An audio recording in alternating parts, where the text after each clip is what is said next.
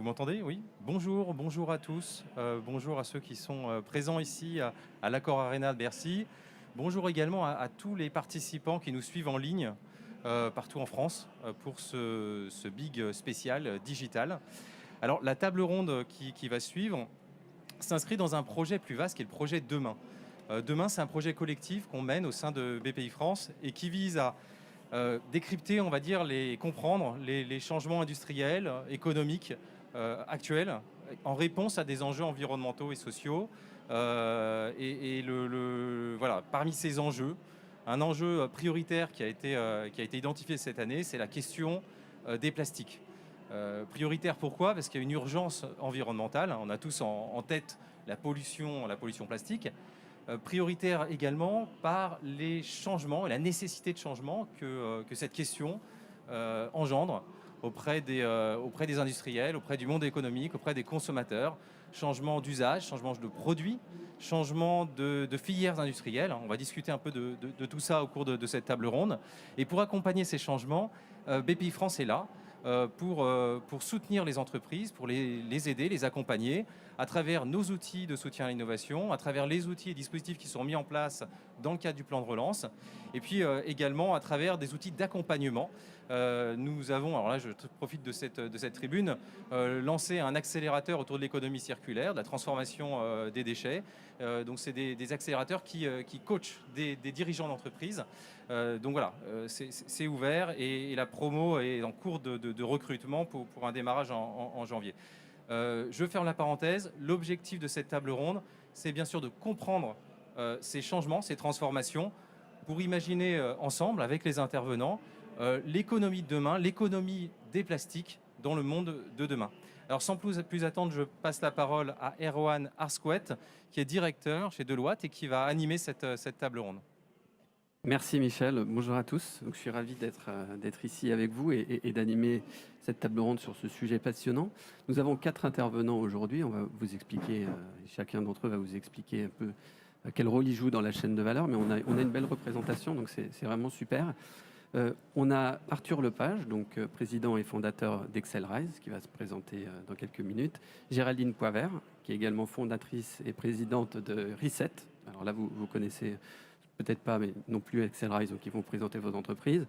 2 entreprises que vous connaissez certainement plus, donc Sophie Sicard de Paprec et Thierry Saudemont de Total. Donc je vous propose par peut-être un petit tour de table introductif, peut-être en commençant par Madame Sicard de Paprec, si vous pouvez nous dire un petit peu quel est votre rôle et votre relation, hein, c'est aussi ce qui est intéressant, avec les plastiques et pourquoi pas les autres matériaux. Bonjour et d'abord merci à la BPI pour ce bel événement et puis surtout d'avoir choisi le thème des plastiques de demain puisque c'est un thème qui nous tient à cœur. Donc Paprec, nous sommes une entreprise française avec également des opérations en Suisse, une entreprise familiale. Nous employons 10 000 personnes et nous sommes sur les métiers du déchet et du recyclage. C'est notre cœur de métier, le recyclage. Sur les plastiques, nous intervenons sur la collecte, sur le tri et sur le recyclage pour produire des matières aptes à la réincorporation dans des nouveaux produits, y compris des produits de tous les jours que vous connaissez très bien, comme cette bouteille, par exemple, qui contiennent des matières régénérées chez nous. Les plastiques, juste un mot sur les plastiques de demain. Pour nous, définitivement, le plastique a une place à jouer demain. Et le plastique de demain, il sera au moins recyclé. Et on va revenir sur tous ces sujets. Géraldine Poivert, peut-être un petit mot d'introduction. Moi aussi, je suis ravie d'être là avec un très beau panel et en plus le président de la République qu'on entend en bas, donc grand privilège. Reset est une société que j'ai créée il y a 18 mois, après avoir travaillé pour la grande distribution, pour plusieurs éco-organismes.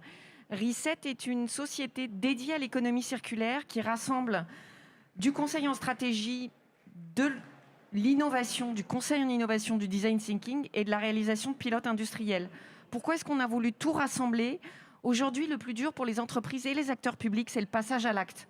Tout le monde a envie de s'engager, tout le monde a pris conscience. Le plus dur maintenant, c'est d'ouvrir le capot de la voiture, de plonger les mains dans le moteur. On travaille pour le Fashion Pact, on travaille pour l'éco-organisme du mobilier, on travaille pour plusieurs grands distributeurs sur leur packaging de demain.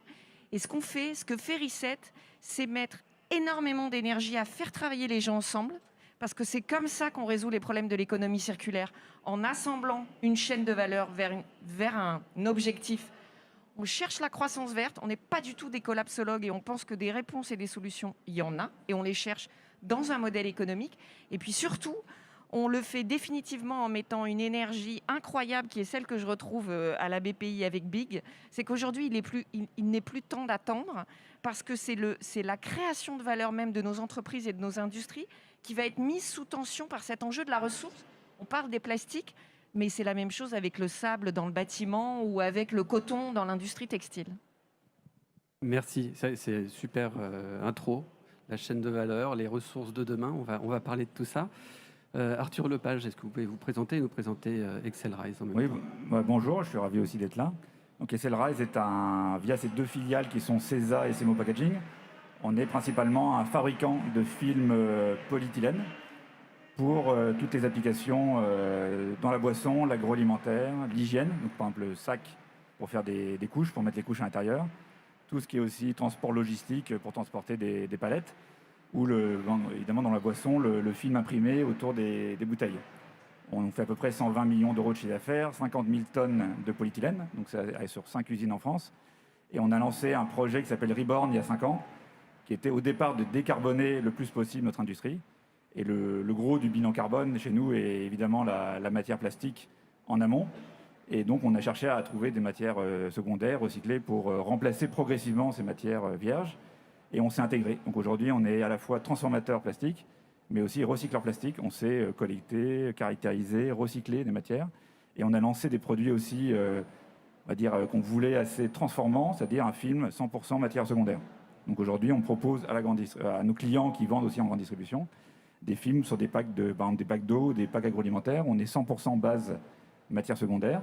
Et on fait à peu près aujourd'hui, on est parti de 0 il y a 5 ans, on fait quand même 20 millions d'euros de chiffre d'affaires. Donc on est plutôt en phase pilote ou test ou laboratoire. On est sur des phases réellement industrielles, en magasin. On fait plus de 10 000 tonnes aujourd'hui de produits qui sont uniquement à base de matières secondaires. Donc c'est intéressant en termes de transformation d'ailleurs de la chaîne de valeur, car ça demande pas forcément une innovation technologique, mais une innovation dans la façon dont on conçoit la collecte du déchet jusqu'à sa transformation. On pourra en parler après. Oui, du coup, vous êtes déjà très avancé, donc ça va être intéressant de voir aussi comment on peut dupliquer ça ailleurs et puis tous les progrès que vous pouvez encore faire. Thierry Saudemont, je ne sais pas s'il est nécessaire de présenter Total, mais au moins de vous présenter vous et votre parcours sur le sujet plastique.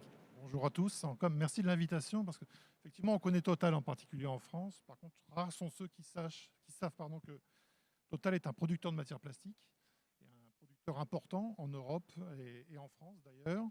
On produit des matières qui servent beaucoup dans l'emballage. C'est les 3 polymères principaux hors PET, le propylène, le polyéthylène, le polystyrène. On ne vous entend pas bien, peut-être approcher le micro, je ne sais pas si c'est possible. Le masque, peut-être qu'il ne va pas. Je vais faire comme ça. Là, c'est bien. Voilà. Donc, je disais qu'on produit de la matière plastique, on produit en France, on produit en Europe. On sert les métiers de l'emballage, on sert également l'automobile, la construction, un peu tous les domaines du plastique. On travaille avec nos clients, l'industrie, depuis toujours à améliorer la performance des plastiques, ce qui permet de baisser les quantités de matière qu'on va utiliser à chaque fois pour chaque emballage. La baisse de l'épaisseur des matières, on va le retrouver dans l'étiquette, dans le bouchon par exemple, aussi dans l'automobile. Total aussi est un acteur de la chaîne de valeur qui s'implique dans le recyclage. Ça fait plusieurs années maintenant qu'on a des actions concrètes. On est fournisseur de premier plan de l'automobile en matière recyclée avec notre filiale Sinova. On s'intéresse à tout type de recyclage. Certains d'entre vous ont peut-être vu une annonce la semaine dernière où on lançait un projet important, restructuration d'une raffinerie près de Paris qui va arrêter l'utilisation de pétrole pour se consacrer à tout un tas d'autres activités, dont le recyclage chimique. Je crois qu'on pourrait y revenir tout à l'heure.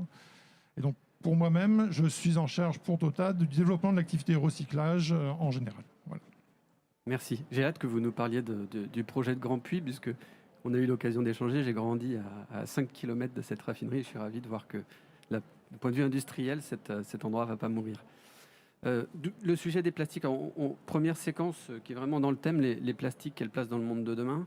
Alors Arthur Lepage, vous avez dit 50 000 tonnes de films PE aujourd'hui que vous mettez sur le marché, ce qui est une belle quantité pour l'industriel.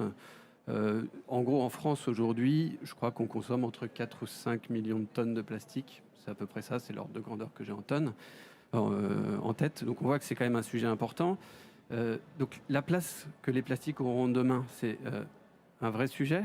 Si on enlève les plastiques qu'on a là sur le plateau, je pense qu'on n'a pas grand-chose. Dans les emballages que tout un chacun connaît, si on enlève le verre, il y a à peu près 30% de nos emballages en poids qui sont des plastiques qu'on va mettre dans la poubelle jaune. Peut-être Thierry Saudemont, vous qui êtes au cœur du sujet des metteurs sur le marché, comment vous voyez la place du plastique demain ? Si on écarte un instant le débat émotionnel, je le qualifie comme ça, qui est sur la place publique depuis plusieurs années autour de la gestion de la fin de vie du plastique, une amélioration de la gestion de la fin de vie qui est un vrai sujet en soi. La consommation de plastique est quelque chose qui va croissant en France, en Europe et de par le monde. Alors, au niveau mondial, il y a une forte demande des pays émergents qui, globalement, par tête d'habitant, consomment encore très peu de plastique par rapport à nos pays. Et à la place du plastique, ils consomment du verre ou du métal. Je pense qu'il n'y a pas de débat sur le fait que lorsque le plastique est utilisé à bon escient, c'est la meilleure solution pour l'environnement. C'est ce qui fait aussi que globalement, sa croissance continue. Il apporte des solutions. La demande en plastique vierge, c'est aussi une question. Il faut faire la différence entre la demande en plastique et en plastique vierge. On s'attend à ce qu'elle plafonne, en revanche, avec une part croissante de plus en plus marquée de la partie recyclage, qui clairement, on le voit aujourd'hui, c'est un débat, c'est un sujet de quotidien dans nos relations avec la chaîne de valeur, avec nos clients. On s'aperçoit qu'il va falloir encore quelques années avant que les volumes augmentent de manière très significative. Il y a tout un tas d'éléments à mettre en place dans la chaîne de valeur. Il y a des solutions à développer. Et je pense que ça va alimenter notre discussion tout de suite. Merci. Donc, Géraldine Poivert, Thierry Saudemont parle d'émotion face au plastique. Vous qui êtes au centre des échanges entre les donneurs d'ordre, les distributeurs, les personnes qui ont des innovations matériaux, comment vous voyez ça aujourd'hui entre le débat plastique, zéro plastique, je passe au papier, au carton, au verre? Je pense trois choses. Je comprends ce qui vient d'être dit, je ne suis pas tout à fait d'accord. Je pense que le débat n'est pas qu'un débat émotionnel. La vérité, c'est que le plastique est un super matériau, mais aujourd'hui, 90% de la planète n'a pas accès à des infrastructures de collecte et de recyclage du plastique. Donc on peut se faire plaisir, parce qu'en France, ça va, en Europe, ça va, on peut mieux faire. Hein. J'ai travaillé dans des éco-organismes s'occuper de collecte et de recyclage de plastique. On peut mieux faire, mais ça va. Le sujet, c'est que vous allez en Afrique, vous allez en Asie, il n'y a pas d'infrastructure. Donc continuer à développer un produit qui a ses vertus, mais qui n'a pas d'infrastructure de fin de vie, est un sujet.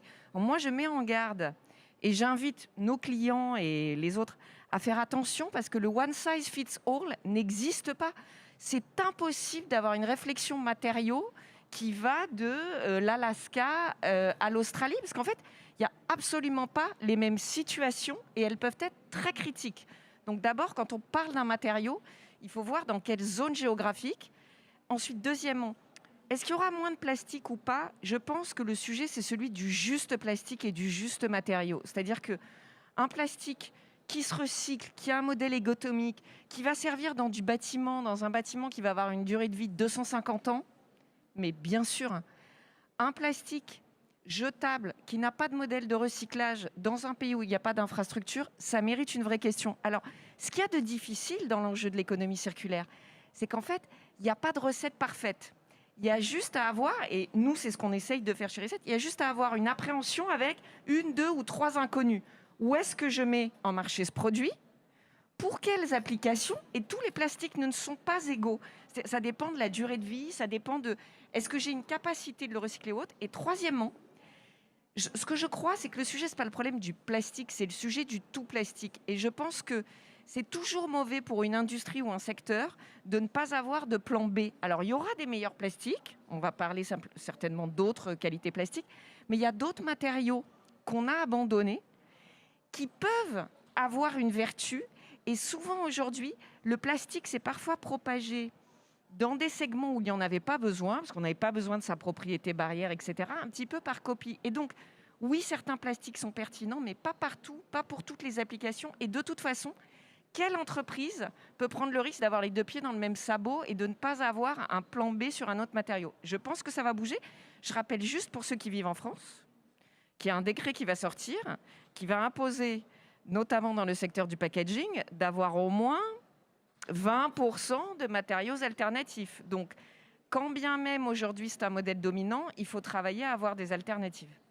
Et quand vous parlez de matières anciennes ou qui ont été oubliées et remplacées, vous pensez à quoi? Par exemple, de la cellophane ou ce genre de choses ou... Non, mais il y a des matières, il y a le papier carton qu'on peut coter, il y a de nouvelles générations de plastiques qui peuvent être des plastiques biosourcés, plutôt issus de sous-produits, on va y revenir, qui peuvent avoir d'autres propriétés. Mais il y a beaucoup d'autres matériaux qui ont des vertus. Et juste un petit mot, parce que je sais que, attention à l'image parfois un peu fausse que donne une ACV. Parce que tout le monde fait des analyses de cycle de vie. Le problème des analyses de cycle de vie, c'est que si votre algorithme, il ne compte que l'impact carbone, ah bah forcément, le plastique, comme il est léger, t'es super bien noté. Mais si tu intègres la pollution et l'atteinte à la biodiversité, tu te retrouves avec un autre équilibre. Et c'est pour ça qu'aujourd'hui, je pense que nos unités de mesure de l'impact traînent un petit peu à nous donner une image un petit peu plus juste. Et encore une fois, ça dépend tellement du pays où on est. Donc, je pense qu'il faut corriger ça et que chaque société doit se dire, voilà, il y a des moments où j'ai besoin de ce plastique, il y a des moments où je peux avoir d'autres matériaux. Et moi, je salue le travail de Total qui a toujours fait de la R&D. Je pense qu'il y a besoin aujourd'hui d'une chimie qui se réinvente, de matériaux qui se réinventent, parce que ça fait quand même quelques années qu'on a beaucoup travaillé sur les mêmes formules et les mêmes applications. Il faut un petit peu les revoir, parce que ce défi de la ressource et de sa fin de vie nous interpelle tous dans les activités économiques. Oui, je crois qu'on va reparler de la chimie, du rôle de la chimie dans cette économie circulaire. Est-ce que j'ai l'impression que vous vouliez rajouter quelque chose, non, Thierry? Juste commenter en fait que je suis tout à fait d'accord avec vous. Voilà.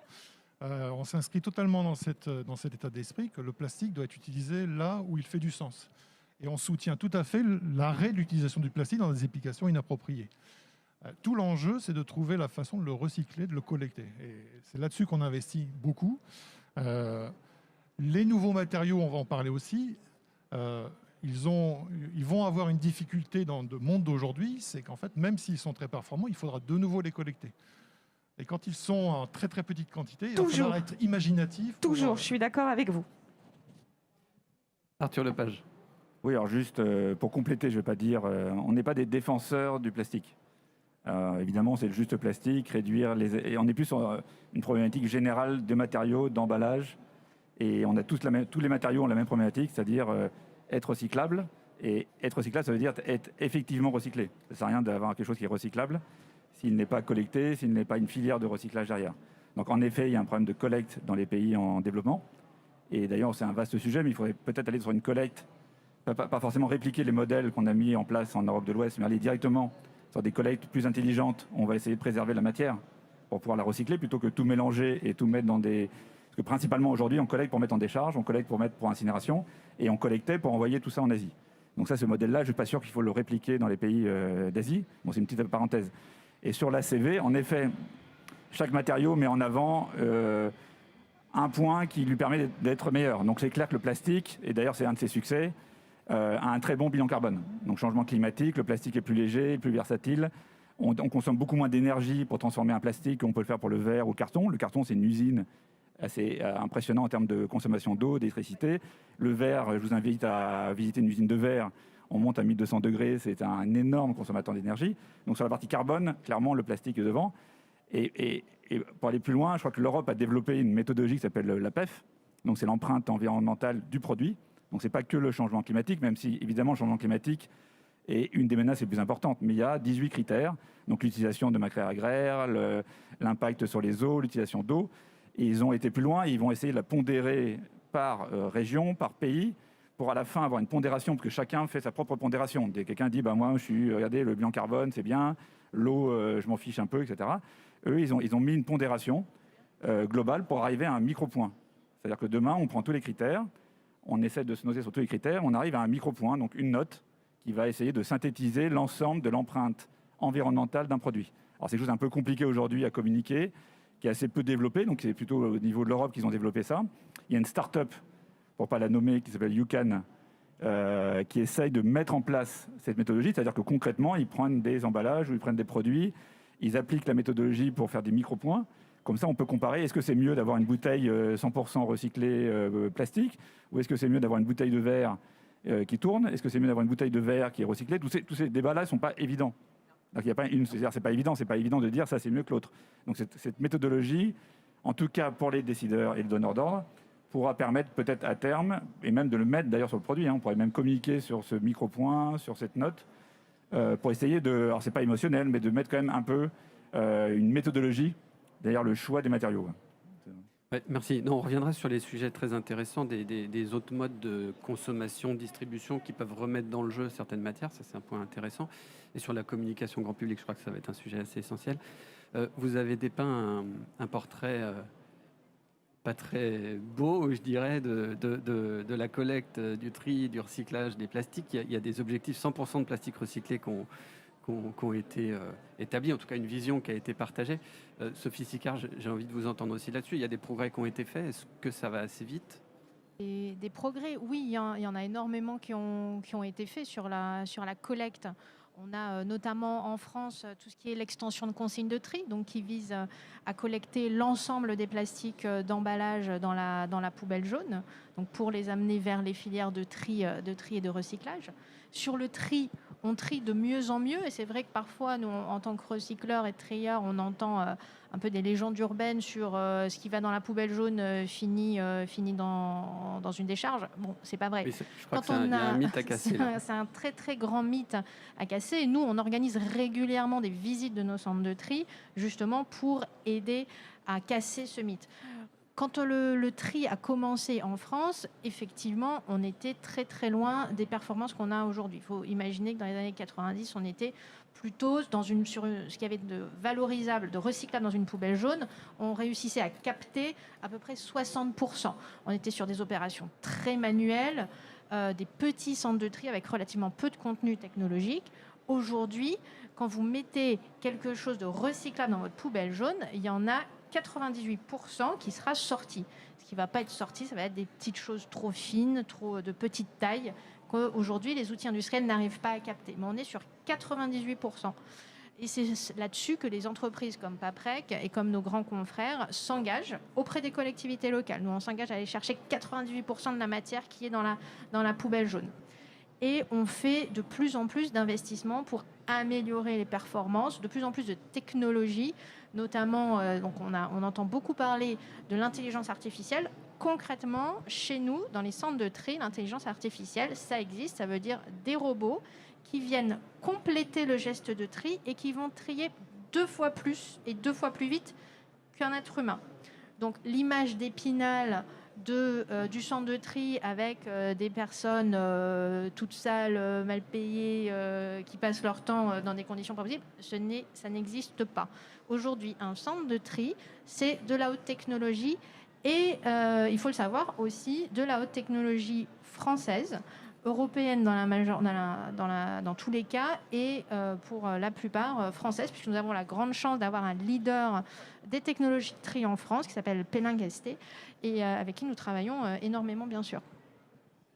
Merci. On reviendra sur le sujet d'industrialisation et comment tout ça se fait en même temps avec une économie circulaire, donc en France. A été évoqué les plastiques de demain, donc recyclés, biosourcés, je crois que ça a été prononcé. Est-ce que quelqu'un se lance dans la définition du plastique durable aujourd'hui et demain? Le plastique de demain, déjà je pense qu'il sera là. Parce que comme on l'a dit, le plastique a des capacités, des performances qui sont tout à fait importantes, et notamment face à l'enjeu climatique. Après, le plastique, il aura changé. Il ne sera certainement pas sur les mêmes applications et sans doute sur moins d'applications. Et il sera beaucoup mieux éco-conçu, surtout. Pour nous, aujourd'hui, la condition de pérennité du plastique, c'est avant tout une question d'éco-conception. C'est-à-dire, et là j'étais très heureuse d'entendre ces 4 critères repris chez l'ensemble des intervenants. C'est pour nous concrètement, un plastique éco-conçu, c'est un plastique qui est déjà conçu pour être collecté et qui soit capable d'être trié, parce que ça souvent c'est un point qu'on oublie, et qui soit apte à être régénéré à des coûts auxquels on peut le vendre. Ça, c'est toujours une grande question. Et pour tout cela, ça veut dire un plastique qui est relativement simple dans sa composition, donc dans lequel on n'a pas de mélange. Et aujourd'hui, on voit beaucoup de travaux là-dessus, et sur les fameux multicouches, les plastiques complexes, notamment dans l'emballage. Et on a eu très récemment, notamment sur les fameuses gourdes de compote qui ont fait beaucoup parler d'elles à un certain moment parce qu'on ne savait pas quoi en faire, très concrètement.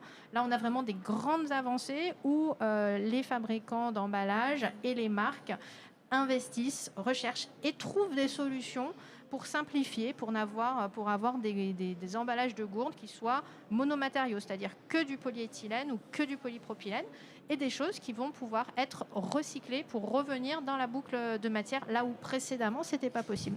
Donc le plastique de demain, il est éco-conçu et recyclé, et pas seulement théoriquement recyclable. Ouais, juste.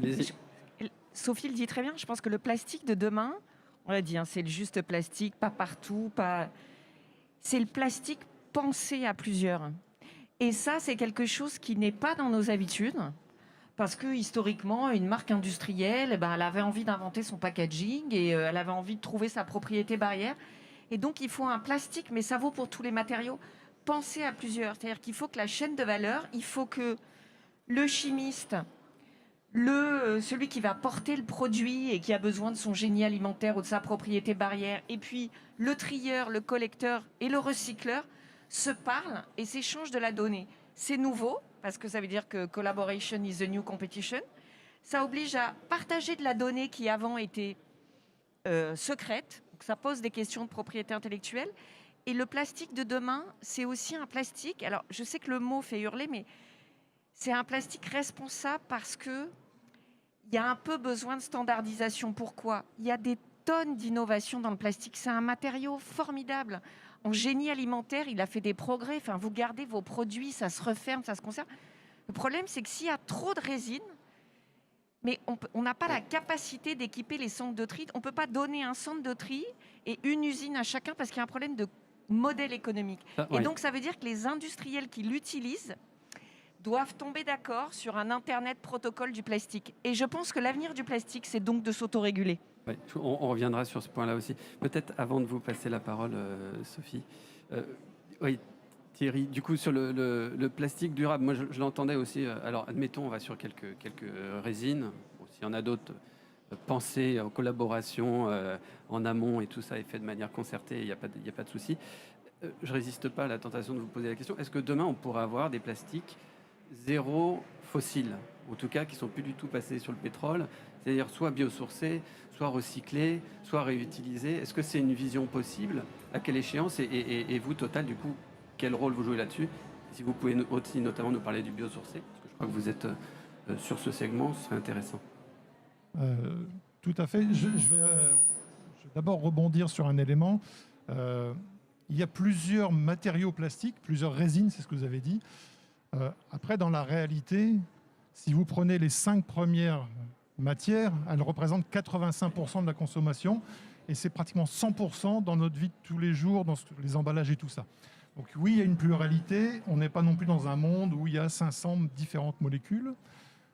Là où je vous rejoins, c'est qu'effectivement, c'est la combinaison d'entre elles qui a été un peu sans frein pendant tout un temps, qui fait qu'aujourd'hui, on a un peu du mal à le gérer.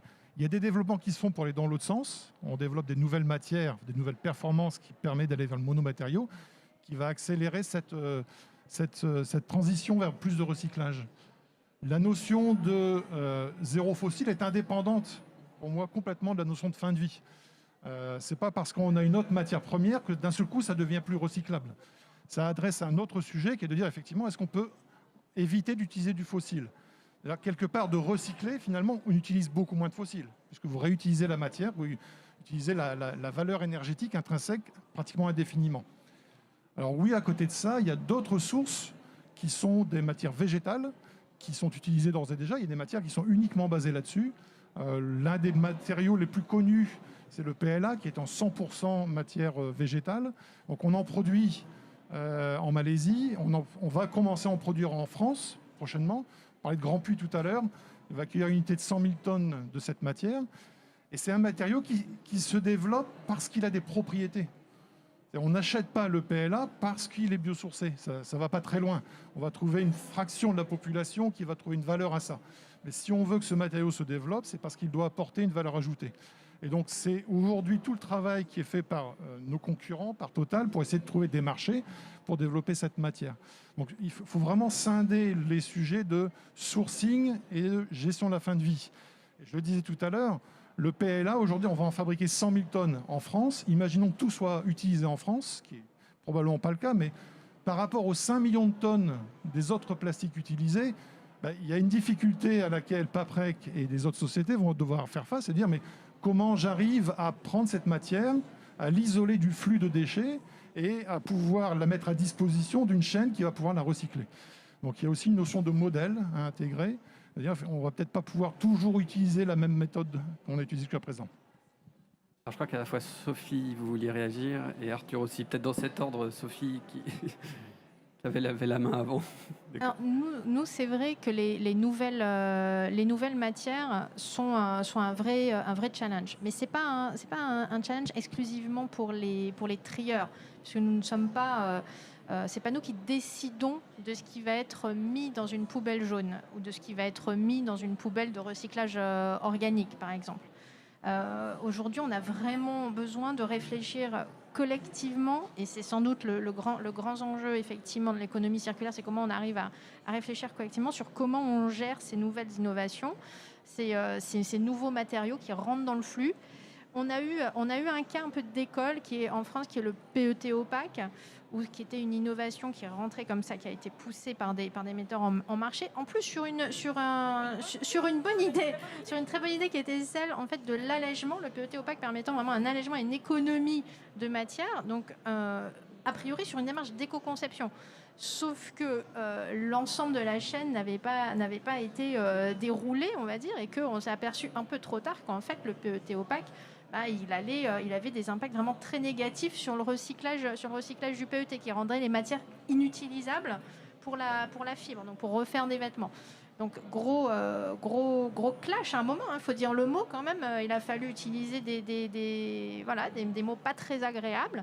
Et aujourd'hui, on a développé des partenariats avec des distributeurs, des recycleurs, des fabricants d'emballage, et on trouve là, tout de suite maintenant, on est en train de mettre en place des filières de recyclage, de collecte séparée déjà, de tri séparé, et de recyclage en boucle fermée, c'est-à-dire de bouteilles de lait en PET opaque vers de la bouteille de lait en PET opaque, qui fonctionne.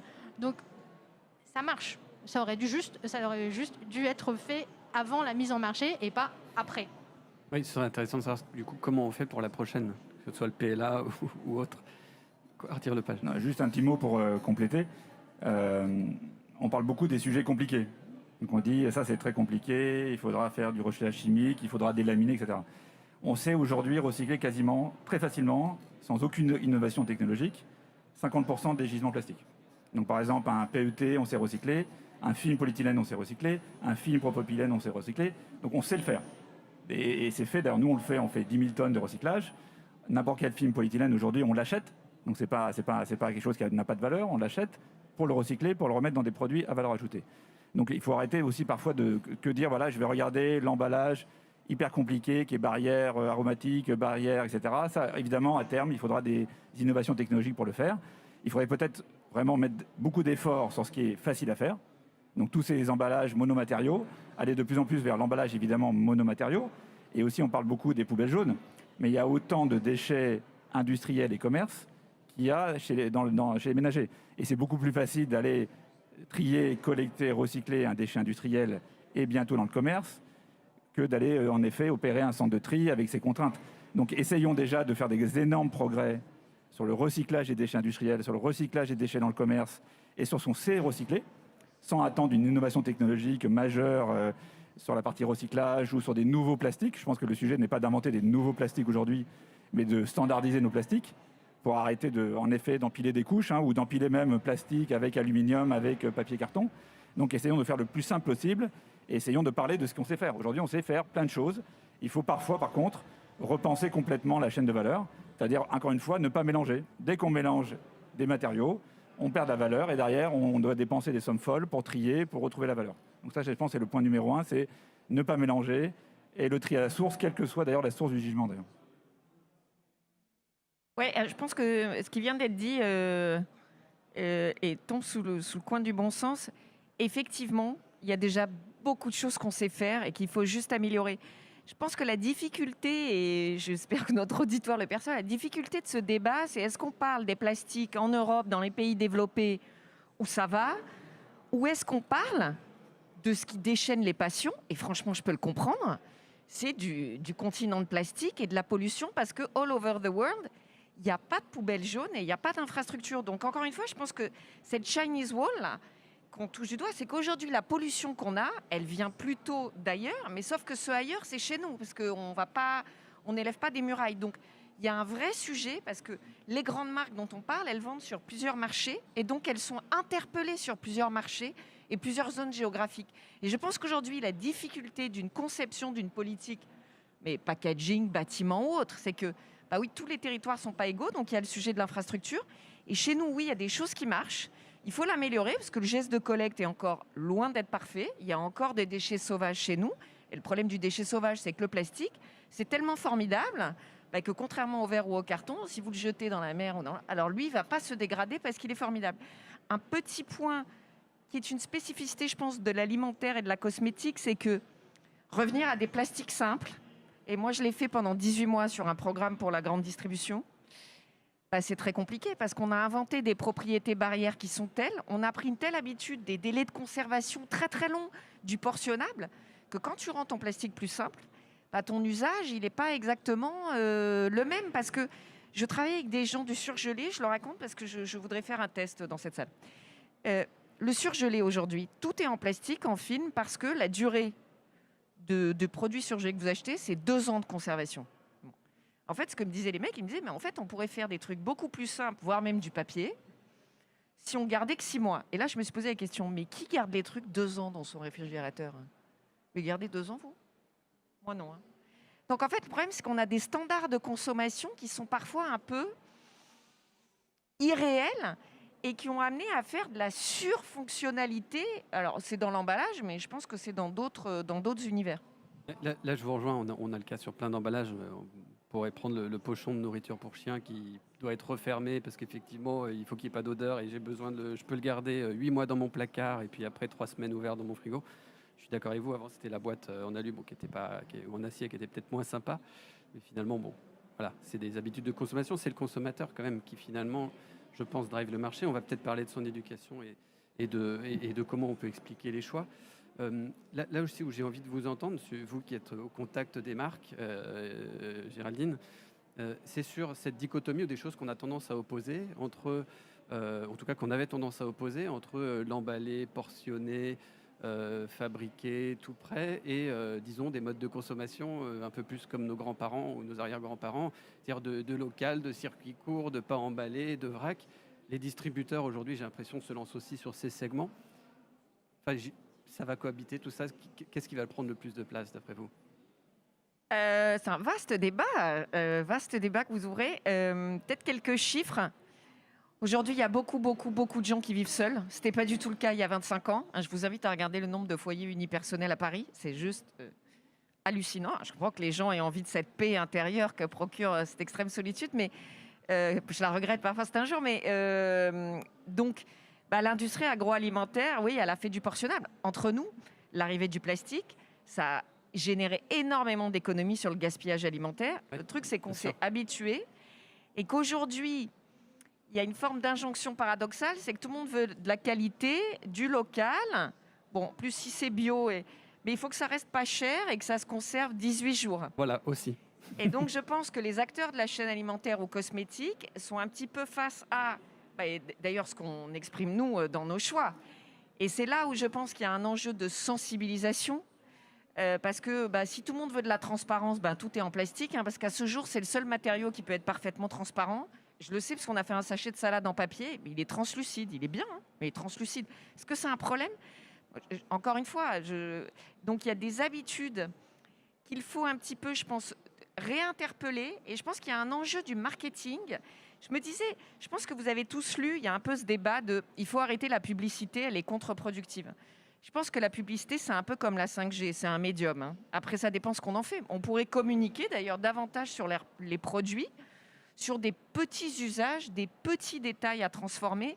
Après, je pense qu'il ne faut pas être trop régressif. Il ne faut pas penser que les gens vont avoir des ruptures dans leur comportement et revenir à une absence d'emballage ou à une absence... Oui, il y a de la place pour le vrac, il y a de la place pour l'emballage réemployable. Je pense que ce qui est intéressant dans la politique, et je sais qu'elle a fait couler beaucoup d'encre, mais moi j'avais travaillé sur le rapport, ce qui est intéressant dans la loi AGEC sur l'emballage, c'est qu'elle dit 3 R, il faut qu'il y ait un peu de réemploi, un peu de réduction, du recyclage, de la réincorporation. Je pense que c'est un bon mixte, parce que le bon emballage, c'est le bon mixte. Vous rentrez dans une zone commerciale, oui, il y a des choses qui naturellement vont se vendre en vrac simplement. Il y a des choses qui ont besoin de propriétés barrières plus élevées que d'autres.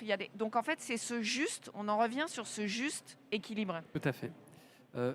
Si on fait une petite séquence sur en tout cas, est-ce qu'avec tout ça, on va avoir une chance, ou on a une chance formidable de redévelopper l'industrie en France et sur notre territoire? Je pense que c'est intéressant. Est-ce que les conditions sont bonnes? Est-ce qu'il faut changer des choses? Je ne sais pas si vous voulez intervenir là-dessus, et puis peut-être aussi Thierry. Évidemment, on a une chance. C'est des métiers, les métiers de la collecte et surtout du recyclage. On transporte des déchets, donc c'est des métiers qui sont locaux. On va pas aller. Alors même si nous, on a passé, nous étant les États-Unis, le Japon, l'Europe, on a passé quand même des décennies à envoyer nos déchets, pas que plastique, mais aussi carton, tous les déchets en millions de tonnes en Asie. C'est quand même des métiers qui créent de l'emploi, qu'on va développer des filières de recyclage et surtout d'intégration de ces matières recyclées. Donc évidemment, et d'ailleurs c'est dans le plan de relance, dans la décarbonation de l'industrie en partie, et pour créer des emplois, évidemment que les métiers du recyclage et de l'intégration de ces matières recyclées sont très importants. Donc ça passe par des incitations financières. Donc par exemple, sur l'éco-contribution Citeo, il y a des remises sur ces éco-contributions si on intègre des matières recyclées. Donc ça a eu un gros impact quand même, mine de rien, sur les donneurs d'ordre. Au-delà de la conception du développement durable, l'incitation financière marche. Il y aura des contraintes aussi réglementaires. Et il y aura aussi du financement. Aujourd'hui, c'est vrai qu'on est très aidé en France, et peut-être une chance, par les ADEME, par des programmes type Eurplast, par BPI, pour tout ce qui est investissement dans de recyclage. Donc c'est clairement, ça va créer à terme des emplois. Et il y a une vraie filière. C'est vrai qu'il y a une vraie opportunité de créer une filière qui n'existe pas aujourd'hui. Aujourd'hui, le plastique est très peu recyclé. Très peu, quand on regarde des chiffres, c'est moins de 5% sur les films. C'est un peu plus sur les bidons et sur certains, sur le PET. Mais c'est quand même, on parle de tout petits chiffres. Donc on a une vraie... 25% voilà. en moyenne. Donc l'objectif de l'Europe, c'est recycler 10 millions de tonnes d'ici 2025. On est peut-être à 2 ou 3 millions de tonnes. Donc il y a des millions d'euros, on est plutôt en milliards, qui vont être déployés pour créer une industrie du recyclage, quoi. Il y a de l'emploi, je vous reviens, j'en profite pour faire un peu de pub à Deloitte. On avait sorti un rapport en 2015 qui, effectivement, disait ce que vous avez bien exprimé. Il y avait à l'époque 4 à 5 millions de tonnes de déchets qui étaient exportés de l'Europe, vers la Chine. Et l'un des postulats qu'on avait donné dans un rapport, c'était de dire, mobilisons-nous, soyons prêts. Si demain l'économie là-bas bascule, soyons prêts pour créer de l'emploi et prendre ses ressources. Et puis, alors je sais que c'est pas si simple. Puis après, la Chine a fait surtout, on croyait que la Chine l'utilisait, mais en fait, ils l'utilisent pour eux-mêmes. Donc en fait, on envoyait 9 millions de tonnes, parce que il y en a 3 qui venaient du Japon, il y en avait 3 ou 4 qui venaient des États-Unis. Donc pour eux, c'est des matières. Donc c'est vrai que tout ça, il faut le rapatrier, il faut le laisser en Europe ou là où il est généré. Et là, il y a clairement une vraie filière à construire, quoi. Alors nous, on avait un chiffre, c'était 10 emplois nets créés pour 1000 tonnes de plastique recyclé. Alors je ne sais pas s'il est toujours d'actualité, s'il marche dans tous les domaines, mais en tout cas, c'est ce que ressortait de nos études. Thierry Saudemont, sur le point de vue de Total ou sa stratégie pour transformer peut-être aussi ces métiers et développer l'industrie en France avec l'économie circulaire? En fait, effectivement, c'est une chance, je pense. La croissance de l'économie circulaire, la croissance du recyclage est réellement une chance pour l'Europe, pour la France. C'est une chance à court terme de créer de l'emploi. Il y a des technologies qui existent, qui peuvent être développées dès aujourd'hui. Il y a des augmentations de capacité qui se font. On est en train de créer des emplois en Normandie. Il y a eu des pans d'industrie qui doivent évoluer. Les habitudes changeant, il y a une partie de l'industrie qui va devoir évoluer. Et de monter en parallèle une nouvelle industrie va permettre de transférer de l'emploi. On parlait aujourd'hui, il y a des choses faciles à faire. Je suis d'accord avec vous. Il y a énormément de choses faciles à faire qui nécessitent de l'investissement. Mais il y a aussi besoin de préparer la suite. Donc il y a besoin d'investir dans la R&D. Il y a des capacités d'innovation. Vous parliez d'intelligence artificielle pour le tri. Il y a à la fois de l'informatique, de l'intelligence artificielle, mais aussi de la technologie à développer. Il y a du savoir-faire à développer. Et ça nécessite un travail tout au long de la chaîne. Donc ce n'est pas seulement un acteur qui va y arriver. On l'a déjà dit, c'est clé. Je vais prendre un exemple. La restructuration que l'on fait à Grand Puy, on va mettre une usine de recyclage qui va consommer 15 000 tonnes de déchets plastiques. Déchets d'emballage, avant tout. On met sur le marché en France un peu plus d'1 million de tonnes de déchets d'emballage. Aujourd'hui, trouver 15 000 tonnes de la matière dont on a besoin, c'est très compliqué. Parce qu'aujourd'hui, les infrastructures ne sont pas en place pour ça. Aujourd'hui, en France, il y a, 160 centres de tri. C'est qu'il va falloir aller chercher à 160 endroits différents de la matière pour arriver à concentrer. Donc, il y a tout un effort à faire et cet effort va générer de l'emploi, va générer de la différenciation. Et ça permettra ensuite, force d'exemple, d'aller pouvoir contribuer à améliorer les solutions dans d'autres zones géographiques, sachant qu'on ne va pas apprendre les autres zones géographiques à faire ce que l'on fait ici. Effectivement, chaque situation est particulière. En revanche, je pense que l'Europe peut être un laboratoire et exporter son savoir-faire pour aider effectivement à apporter des solutions un peu partout, quoi. Et sur les innovations attendues, vous avez mentionné effectivement tout ce qui est porteur. J'ai aussi envie de vous entendre, Thierry, sur le sujet du recyclage chimique, parce que j'ai quand même beaucoup de clients et d'entreprises, notamment dans l'agroalimentaire, qui demandent de la matière recyclée apte au contact alimentaire. Aujourd'hui, le recyclage mécanique, il a progressé. Alors, ça marche pour les bouteilles en PET. On ne va pas rentrer dans la technique, mais on sait pourquoi. Et on sait pourquoi aussi c'est compliqué de le faire pour les autres plastiques. C'est un champ d'innovation qui semble porteur. Quelles sont les durées, dans combien de temps on va pouvoir avoir de manière significative des tonnes, d'après vous? Et voilà, si vous pouvez nous parler un peu de ce sujet. Déjà, préciser d'entrée qu'on n'oppose pas recyclage mécanique et recyclage chimique. C'est bien de le faire. Vous citez l'application, effectivement. La moitié des besoins de plastique sont à usage alimentaire ou en tout cas assimilés. Donc si on veut recycler 100%, il va bien falloir adresser cette problématique de remettre la matière dans le contact alimentaire. Au-delà de ça, le recyclage mécanique nécessite une matière première qui est bien travaillée, relativement propre. Ça va exclure tout un pan des déchets collectés qui aujourd'hui ne trouvent pas de solution. Donc le recyclage chimique doit adresser à la fois ce flux de déchets particuliers et les applications que j'ai pu mentionner. Alors c'est quelque chose qui est en développement. La technique la plus connue ou la plus répandue, c'est la pyrolyse, qui existe depuis très très longtemps, depuis toujours on va dire. Sauf que jusqu'à présent, on faisait du plastique vers l'énergie. Ça fonctionne bien. L'enjeu, c'est de faire du plastique vers le plastique. C'est-à-dire de fabriquer une matière en sortie de pyrolyse qui va être compatible avec les chaînes de pétrochimie. Et il y a plusieurs sociétés aujourd'hui qui développent des technologies. Elles sont au stade pré-industriel et on commence à avoir les annonces de lancement de projets qui, à partir de 2021-2022, vont émerger.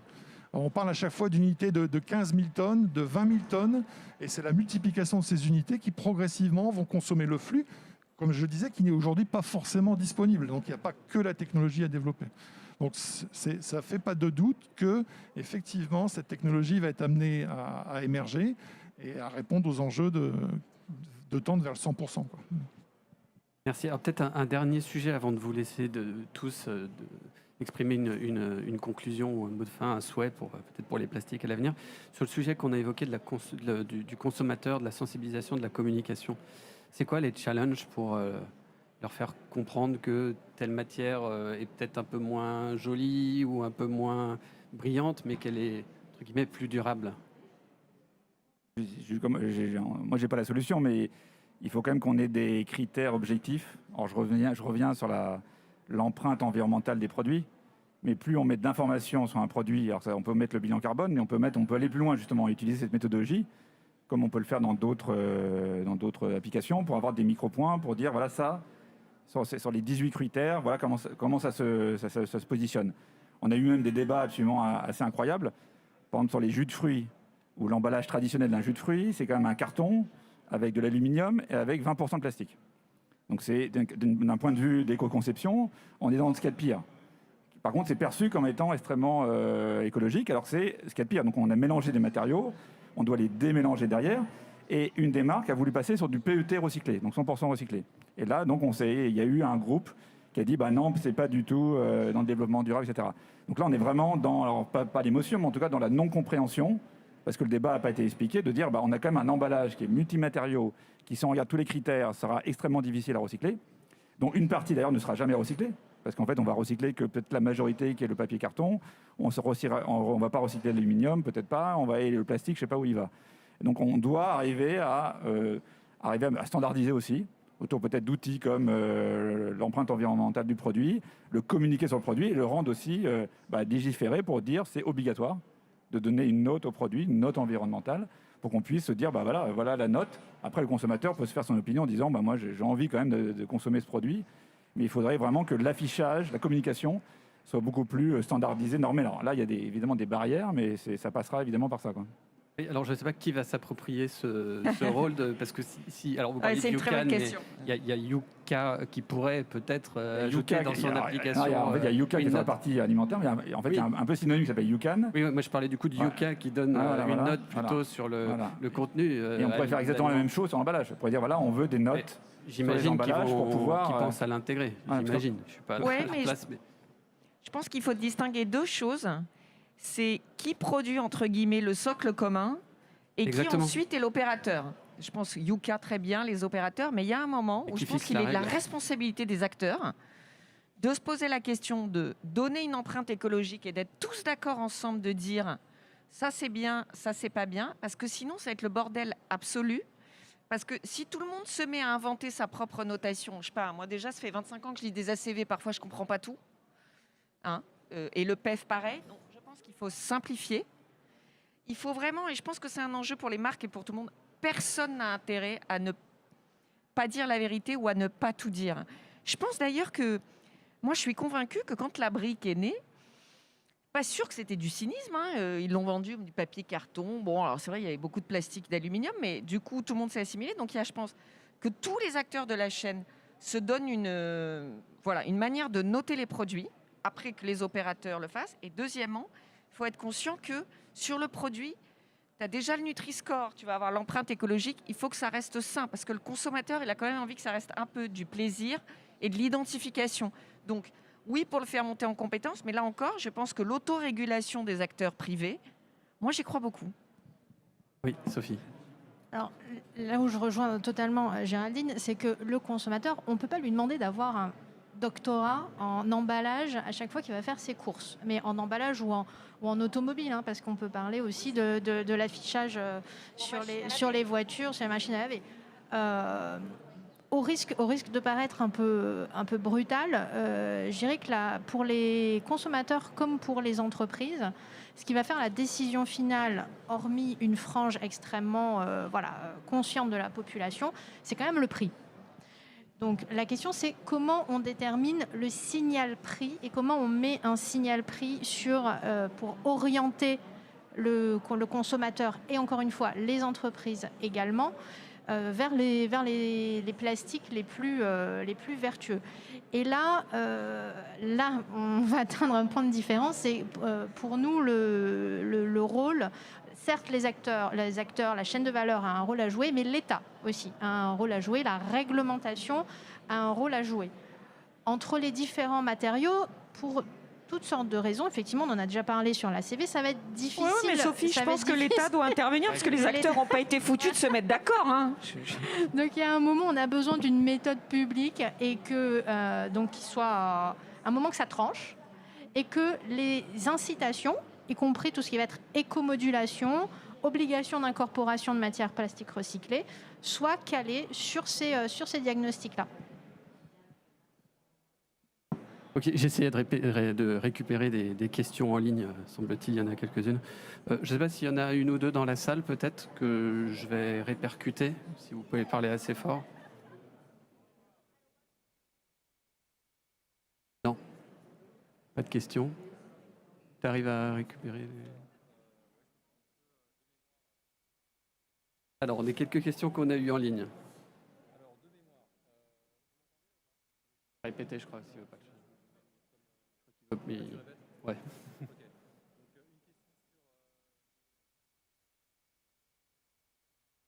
Oui. Donc une question sur le RPET et la tension sur les ressources. Donc ce sera pour Paprec.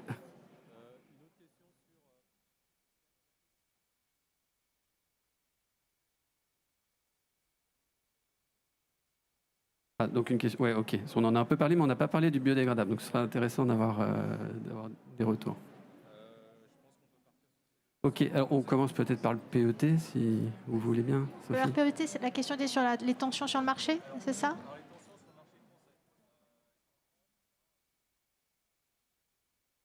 D'accord. Alors, le RPET. Le RPET, pour nous, c'est un... Donc le RPET, c'est ça. Concrètement, c'est vos bouteilles d'eau, tout ce qui va être bouteilles translucides, comme ça, les coca, tout un peu. Il faut savoir qu'en France, nous avons 2 des leaders européens, donc dans le top 3. Il y en a 2 qui sont français dans la production de plastique, donc de PET recyclé apte au contact alimentaire, parce que c'est une qualité très élevée. Donc c'est Paprec et Plastipack qui se situe à Beaune en Bourgogne. Pourquoi on parle de tension ? L'Union européenne a eu cette idée magnifique et que nous soutenons très fortement, qui a été d'imposer à partir de 2025 une obligation d'incorporation de RPET à hauteur de 25%. C'est-à-dire qu'en 2025, aucune bouteille de ce type-là ne pourra être vendue en Europe si elle n'intègre pas 25% de matière recyclée. Qu'est-ce qui s'est passé ? C'était que jusqu'à présent, là où nos usines avaient énormément de mal à vivre, parce que le PET vierge est une matière extrêmement bon marché. Aujourd'hui, il faut imaginer qu'elle se vend à 650 € tonne, c'est-à-dire en dessous des coûts de production d'un PET recyclé. On a vu une totale décorrélation des marchés du PET recyclé et du PET vierge. Donc là où le PET vierge suit sa vie, le PET recyclé, lui, suit sa vie et atteint des niveaux de prix qui nous permettent non seulement de couvrir nos coûts, parce qu'encore une fois, ce n'était pas le cas, et d'investir, d'innover.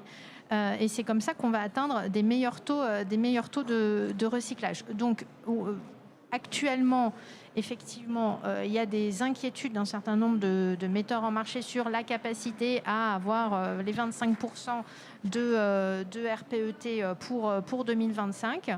Je pense qu'il y a un effort collectif qui est en train d'être fait en France pour augmenter les taux de collecte.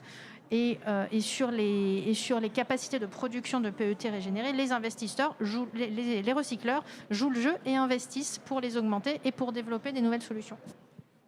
Merci. Quelqu'un veut prendre le point sur le biodégradable ? Quelqu'un qui est capable d'expliquer de manière pédagogique de quoi on parle ? La biodégradabilité c'est un sujet de fin de vie, de nouveau. Rien à voir non plus avec la matière première. Il y a des plastiques qui peuvent être biosourcés, non biodégradables. On peut être fossile et biodégradable. Donc il faut déconnecter les choses. La biodégradabilité, c'est la capacité qu'une matière a à se décomposer en petits éléments pour être absorbée au bout d'un moment par son environnement. Les conditions de gestion de cette biodégradabilité sont fondamentales. On va parler de biodégradabilité industrielle ou en conditions industrielles, c'est-à-dire des conditions contrôlées. Ce qui est le cas de beaucoup de plastiques, en fait. Le PLA, là, d'ailleurs, on parle PLA. de compostage. On parle de compostage, effectivement. C'est-à-dire qu'on va contrôler l'humidité, la température. Ça fonctionne. Pour autant, si vous laissez des plastiques dits biodégradables en compostage dans la nature, ils ne vont pas forcément se dégrader. Pourquoi j'insiste là-dessus ? C'est que c'est aussi un sujet de collecte, de nouveau. C'est-à-dire qu'en fait, il ne suffit pas de le dire, je mets dans la chaîne de valeur et ça va bien se passer. Non, ça ne se passera pas bien. C'est-à-dire qu'il va falloir penser, comme pour le PLA, comme pour tout nouveau matériau, la façon de le prendre, de l'isoler et de gérer sa fin de vie. Voilà. Donc ce n'est pas une solution miracle, c'est potentiellement une solution complémentaire, quoi. Ok. Vous le dites très... En fait, il n'y a pas de magie. Le mieux, c'est quand un déchet est collecté, est recyclé et partout sur la planète. Parce qu'il n'y a rien de magique quand je jette par terre ou dans la mer. Parce que d'ailleurs, ce n'est pas la même dégradabilité, hein, marine et terrestre, Oui, en rajoutant une petite complexité. Donc en fait, le sujet de la dégradabilité, elle repose la question qui nous ont occupés, elle repose les questions du début de la table ronde. Les pays ne sont pas égaux. C'est-à-dire, est-ce que je suis dans un pays où j'ai fait des choix, où je n'ai pas d'infrastructure? Bon, peut-être que certains, alors, emballages du coup dégradables, mais dégradables en conditions pas industrielles, hein, c'est-à-dire je le jette et ça se dissout un peu. C'est pas la même chose que des pays développés comme nous, où le sujet c'est quand même de plus avoir de déchets sauvages et de massifier des filières de recyclage. Donc encore une fois, je pense que c'est une juste application, la dégradabilité. Peut-être que, je me lance, hein, peut-être qu'effectivement, je suis marchand de glace, je suis sur la plage en été, j'ai mon petit emballage. Tu peux te dire raisonnablement, c'est pas bien, mais tu en as une partie qui va finir dans la nature. Dans ce cas-là, un choix de dégradabilité, mais en conditions absolues, hein, pas industrielles, ça fait sens. Après, aujourd'hui, moi, je vois beaucoup de marques sur le marché partir sur des plastiques compostables. Bon, comme il n'y a toujours pas de filière mature en France, je les invite, et je les invite à ne pas le faire tant qu'il n'y a pas de filière, parce qu'encore une fois, c'est un jeu collectif. Sinon, en fait, leur plastique, il va être mal trié en centre de tri, mal orienté. Et donc, ça ne veut pas dire que dans un autre pays, je pense que l'Italie est plus mature sur le compostage industriel, voilà, mais ce n'est pas les mêmes bassins de population, et donc, ce n'est pas la même règle. Oui, Arthur. Juste pour aller dans exactement le même sens, c'est que pour pouvoir recycler, il faut que le matériau soit durable. Donc en fait, la dégradation, c'est antinomique avec du recyclage. Et c'est aussi antinomique avec la réutilisation. Donc par exemple, on ne se pose pas la question du verre. Le verre n'est pas dégradable, c'est des milliers d'années. Le métal, etc. Donc si on veut rendre les plastiques circulaires, donc soit les réutiliser, soit les recycler, la dégradation n'est pas l'objectif numéro un. Après, pour revenir au sujet de collecte, c'est évidemment, et d'ailleurs c'était mis en avant par la Fondation MacArthur, c'est qu'il y a des moments où on ne pourra pas collecter le déchet. Alors, pas que le plastique, mais on ne pourra pas. Il sera mélangé à de l'organique, par exemple, je sais pas moi, dans l'agricole, dans un concert, etc. Si à un moment donné, on ne peut pas collecter de façon séparée le déchet, peut-être que là, mais c'est vraiment en dernière solution. C'est-à-dire qu'après avoir réutilisé, après avoir d'abord réduit, réutilisé, recyclé, on se dit là, vraiment, on n'arrivera pas à collecter. Et là, on peut se poser la question de est-ce que j'invente un plastique qui est dégradable dans certaines conditions. Rien ne se dégrade comme ça dans la nature. Il faudra des conditions industrielles ou d'autres conditions.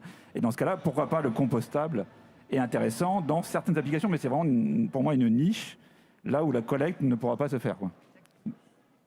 J'ai aussi envie de vous interroger en rebondissant sur ce que Sophie Sicard a dit sur le RPET et finalement là, l'obligation d'intégration de matières recyclées a eu un effet, en tout cas en termes de dynamisme de la filière.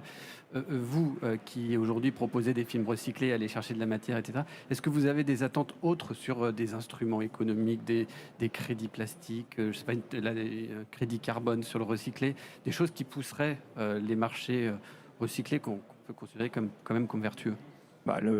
Déjà la taxe au niveau européen et toute taxe sur une partie de matière vierge et pour inciter à l'incitation de matières recyclées et pousse fortement les donneurs d'ordre à aller vers des matières recyclées. On a vu encore une fois la remise sur l'éco-contribution. On dit éco-contribution en France, mais dans d'autres pays on dit taxe pour gérer la fin de vie. Le fait qu'on donne un rabais sur cette taxe ou cette éco-contribution, si on intègre 50% par exemple de matières recyclées, ça a vraiment complètement changé la vision du recyclé chez les donneurs d'ordre.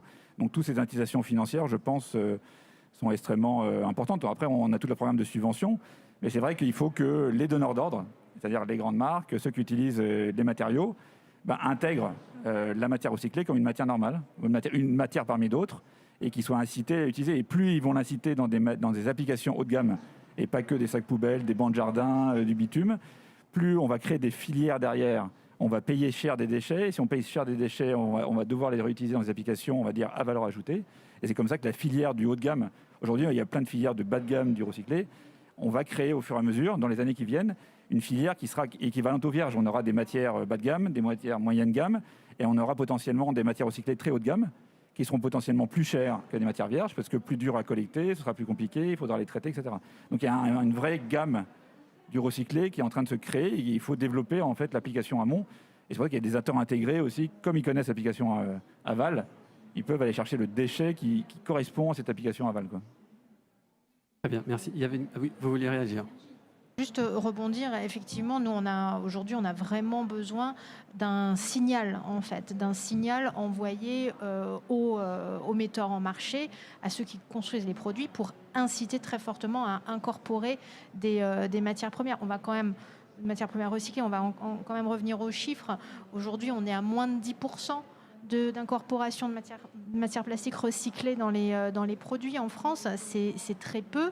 Et il y a des raisons à ça. On a vraiment besoin d'un signal prix, d'un signal réglementaire, en premier lieu des taux d'incorporation obligatoires, parce que ça donne un horizon aux metteurs en marché, ça donne un horizon à la recherche, ça donne des lignes de développement pour l'avenir et pour trouver des solutions. Vous voulez réagir? Oui, juste pour compléter, je suis tout à fait d'accord avec vous. Il faut forcer les taux d'incorporation. Mais ça doit être porté par la chaîne de valeur. La chaîne de valeur, c'est exactement où on peut introduire le recyclé. Et chaque acteur a son rôle à jouer. Et je trouve que depuis 2-3 ans, les choses ont quand même bien changé. Alors, je suis d'accord avec vous, on part de loin, il y a beaucoup de chemin à faire. Pour autant, on est en contact avec le marché permanent. C'est devenu le sujet de discussion. Tout le monde cherche le moyen d'avancer. Donc, je crois qu'il y a matière à être optimiste. On va trouver les solutions. Mais après, il y a énormément d'énergie à mettre pour y arriver. Les défis sont grands, quoi. Oui, peut-être un petit mot de complément. Oui, il faut des signaux prix. Bon, premièrement, ce serait bien que les matières premières internalisent leurs externalités. C'est quand même le meilleur signal prix. Voilà. 1. 2. On incite.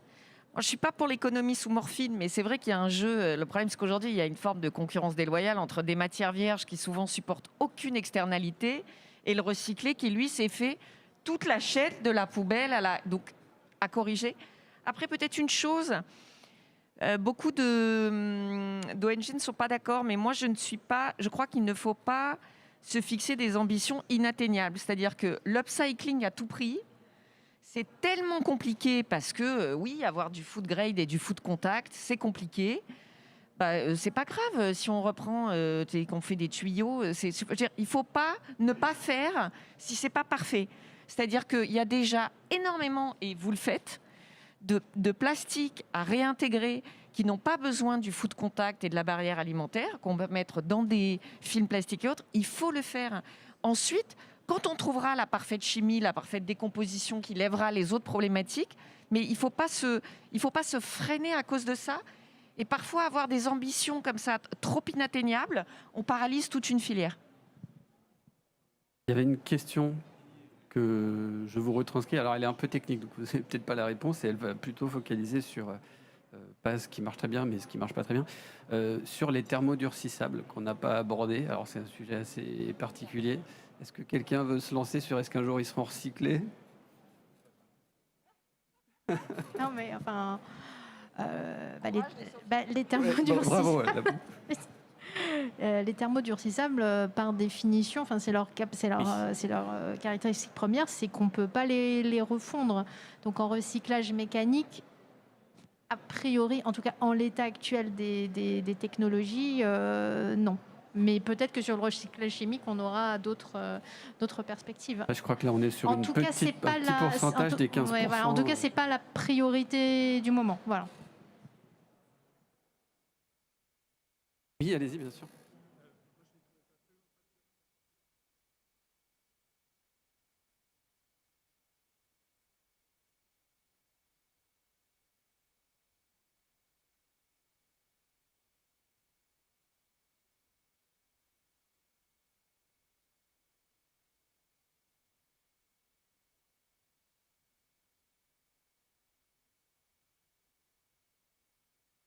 Venez chez Reset. Oui, je répète pour les gens qui sont en ligne et qui ne vous entendent pas, la question c'est sur la représentation effectivement dans la chaîne de valeur et qui n'est pas présente aujourd'hui des mécaniciens, des fabricants d'équipements, et effectivement qui sont très importants dans la chaîne. Vous mettez le doigt, effectivement, ce jeu collectif, il y a les évidents, le chimiste, le donneur d'ordre, quel qu'il soit, mais ça, prenons l'exemple du packaging, mais ça vaut pour n'importe quelle industrie. Nous, par exemple, on en est au 3e programme sur le packaging résilient. On a fait venir les fabricants de machines parce que de toute façon, repenser une brique en lui enlevant ses autres couches ou faire un sachet en papier ou on fait des tests sur le PHA, il y a un moment où dès qu'on passe à la phase de pilote industriel, on a besoin de la machine. Et c'est pour ça que ce plan de relance qui est en train d'être déployé par la BPI, qui m'a promis qu'ils allaient simplifier les accès, c'est ça, hein, c'est indispensable parce que souvent, alors, il faut aller plus vite dans l'économie circulaire, mais c'est vrai que quand on veut faire bien les choses, il faut repenser une chimie, repenser la fin de vie, le tri, etc. Mais il faut repenser la conception du produit. Juste nous, là, quand on a dû faire les soudures sur des plastiques qui n'étaient pas des plastiques, ou des plastiques compostables ou des papiers, la soudure sur les machines d'ensachage, on a cru devenir fou. Parce que c'est ces petits détails-là qui font l'économie circulaire. Et c'est pour ça que j'invite tout le monde. Je peux donner, moi, mon vœu. Oui, allez-y. Comme il reste 2 minutes, votre vœu et après le vœu des un peu moins de pactes, un peu plus d'actes. C'est-à-dire que l'économie circulaire a besoin de passage à l'acte.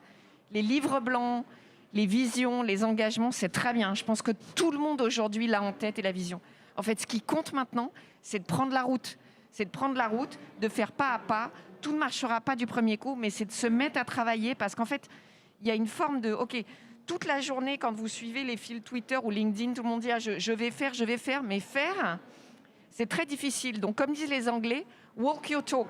C'est-à-dire, maintenant, il faut y aller. Et vraiment, je crois que c'est ça. S'il y a une urgence, c'est celle-là. Peut-être un dernier mot dans les 15 secondes ou 20 secondes, si vous voulez rajouter quelque chose. Enfin, le dernier message ou le point clé que vous voulez que les gens retiennent de... Non, ce qui est, encore une fois, le message, c'est que on sait aujourd'hui recycler des plastiques. Donc 50% des plastiques, on sait les recycler. Il faut repenser la façon dont on collecte les déchets. Il ne faut pas attendre d'autres technologies. Il y en a d'autres qui vont nous pousser à aller plus loin. Mais déjà, on a beaucoup de travail et il faut que les gens se disent, oui, il faut être assez, en effet, proactif, de dire mon emballage, je veux le rendre circulaire. Donc soit je vais essayer de le faire réutilisable, soit je vais intégrer des matières recyclées. Et aujourd'hui, il ne faut pas faire 10%, 15%. Il faut aller vers des emballages ou des produits. Et c'est vrai sur le plastique, mais c'est vrai sur tous les matériaux, une table, etc., où on intègre de façon majoritaire des déchets. Et si on intègre de façon majoritaire des déchets, ça va créer une vraie filière. C'est-à-dire que on va devoir repenser à chaque fois l'ensemble de la filière. On ne mélangera plus les matières, on ira payer les matières, on ira inventer des nouveaux process. Donc il faut que les déchets deviennent quelque part un composant majoritaire de la plupart des produits qu'on met sur le marché, quoi. Merci. Sophie et Thierry, un dernier mot.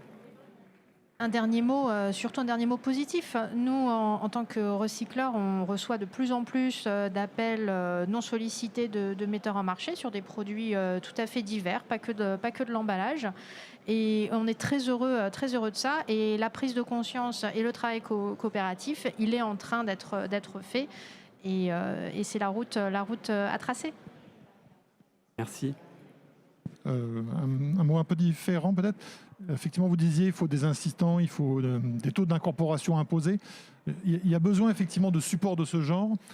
En revanche, il faut que ça soit bien pensé. N'allons pas trop loin. La solution, c'est les industriels qui l'ont, c'est la filière qui l'a. Elle est créative, la filière. Si on lui met un cadre trop contraint, je pense qu'on fera plus de mal que de bien, quoi. Donc il faut bien doser l'effort et justement échanger avec la filière.